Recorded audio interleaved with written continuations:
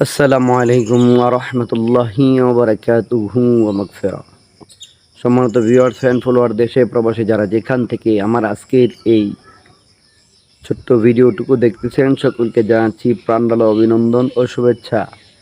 আশা করি মহান রব্বুল আলামিনের দরবারে আমরা সকলেই ভালো আছি। সকলের দীর্ঘ হায়াত সুস্বাস্থ্য কামনা করে আজকের ভিডিওটি আরম্ভ করছি। আজকে সুন্দর একখানা হাদিস শরীফের মর্মকথা এবং বিস্তারিত নিয়ে আলোচনা করব। আশা করি না টেনে পুরোটা ভিডিও দেখে যাবেন, উপকৃত হবেন।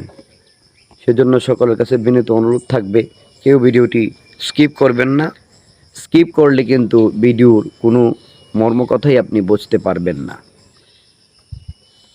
আমি মূলত ভিডিও বানাই মহান রব্বুল আলামিনের পবিত্র কোরআনের আয়াতের বর্ণনা, রাসূল আকরাম সাল্লাল্লাহু আলাইহি ওয়াসাল্লামার সুন্দর সুন্দর হাদিসের বর্ণনা দেওয়ার চেষ্টা করি। এর পেছনে আমার মুখ্যম একটি উদ্দেশ্য হলো যে আমার বলা কোরআনের আয়াতের কথা বিস্তারিত শুনে যদি কেউ তার জীবনটাকে পরিবর্তন করতে পারে, সঠিক জীবনে চলে আসতে পারে, আমার বলা আল্লাহ রসুল সাল্লাল্লাহু আলাইহি ওয়াসাল্লামার সুন্দর হাদিস মুবারকের বর্ণনা শুনে, বিস্তারিত আলোচনা শুনে যদি কেউ তার জীবনের খারাপ অভ্যাসগুলো বাদ দিয়ে সঠিক অভ্যাসে পরিণত করতে পারে এবং সঠিক আমলদার, ইমানদার হতে পারে, তাতে আমি দুনিয়া ও আখিরাতে আল্লাহর দরবারে শান্তি পাইব, সে আশায় আজকের এই ভিডিওটি আমার তৈরি করা। শুধু আজকের নয়, প্রত্যেকটা ভিডিও সেইভাবেই তৈরি করা। আমার কোনো ভিডিও শুধু দুনিয়ার মুখ্যম উদ্দেশ্যের জন্য না, আমার প্রত্যেকটা ভিডিও কোরআন হাদিস এবং ভালো ভালো কথাগুলো, যে কথাগুলো মানুষের জীবন চলার ক্ষেত্রে, বলার ক্ষেত্রে প্রয়োজন লাগে, সেই কথাগুলো বলার চেষ্টা করি। এটা আপনারা সকলেই জানেন, অবগত আছেন। যাই হোক, আজকের যে হাদিসটা, সেই হাদিসটা হলো ঈমান সম্পর্কে ছোট্ট একখানা হাদিস। আল্লাহর নবী হাদিস শরীফ বলেছেন, আলা লিমাল্লা মাহাব্বাত লাহু, যার ভিতরে রাসূল আকরাম সাল্লাল্লাহু আলাইহি ওয়াসাল্লামার মহাব্বত, ইশক নাই, সে প্রকৃত ঈমানদার হতে পারে না। আর যার ভিতরে রাসূল আকরাম সাল্লাল্লাহু আলাইহি ওয়াসাল্লামার ইশক এবং মহাব্বত রয়েছে, ওই ব্যক্তি প্রকৃত ঈমানদার। আসুন, ঈমানের শাখা প্রশাখা রয়েছে যা আমলের মধ্যে আল্লাহ তাআলা দিয়েছেন। এর মধ্যে হলো নামাজ কোনো ঈমান নয়, তবে ঈমান সাজাইবার আমল। রোজা ঈমান নয়, ঈমানকে সাজাইবার আমল। তাসবিহ তাহলিল ঈমান নয়, ঈমান সাজাইবার আমল। জিকির আজকার ঈমান নয়, ঈমান সাজাইবার আমল। কোরআনের তেলাওয়াত ঈমান নয়, ঈমান সাজাইবার আমল। সদকা যাকাত ঈমান নয়, ঈমান সাজাইবার আমল। আপনার ঈমান সবচাইতে গুরুত্বপূর্ণ হলো আলা লিমাল্লা মাহাব্বাত লাহু, অন্তরের মধ্যে রাসূল আকরাম সাল্লাল্লাহু আলাইহি ওয়াসাল্লামার মহাব্বত পোষণ করা, ইশক পোষণ করা। এবার প্রশ্ন আসতে পারে, আল্লাহ রাসূল সাল্লাল্লাহু আলাইহি ওয়াসাল্লাম হলেন সৃষ্টি, আল্লাহ রাসূল সাল্লাল্লাহু আলাইহি ওয়াসাল্লামের মহব্বত কেন থাকতে হবে? কেননা আল্লাহ বলেছেন, যারা আমার হাবিবকে মহব্বত করলো তারা যেন আমি আল্লাহকে মহব্বত করলো। সুবহানাল্লাহ, এটা কোরআনের আয়াত। কোরআনের আয়াত আল্লাহ বলছেন, কুল ইন কুনতুম তুহিব্বুনাল্লাহ ফাত্তাবিউনি ইউহিব্বুকুমুল্লাহ ওয়া ইয়াগফির লাকুম যুনুবাকুম ওয়াল্লাহু গফুরুর রহিম। যার অন্তরে আমি আল্লাহ তাআলার মহব্বত লালন করতে চাই, ধারণ করতে চাই, আমাকে ভালোবাসতে চাই, সেজন্য আমার নবীর ইত্তেবা করে, আমার নবীর দেখানো পথ অনুকরণ করে, তাহলে আমি আল্লাহ তাআলার অনুকরণ হয়ে যাবে। সেটা কোনো কারো বাবার বানানো কথা নয়।